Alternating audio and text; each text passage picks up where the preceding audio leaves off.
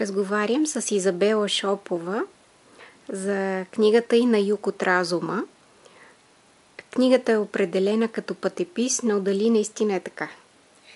Аз имам известни затруднения да я определя жанрово, честно казано.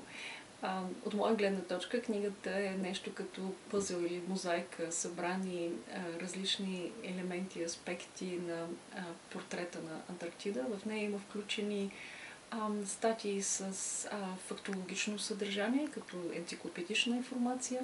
Има елементи на пътепис с откази от моя личен дневник, от престоя ми на българската антарктическа база.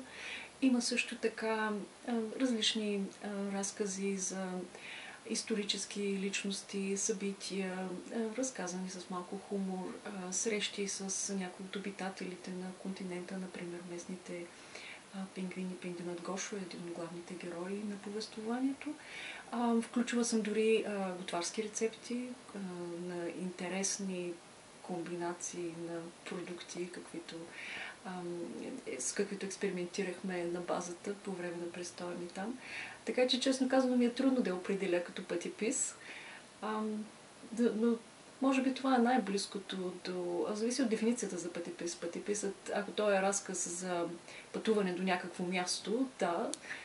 Книгата е пътепис, разказва за пътуване до Антарктида, но също и за пътуване към себе си.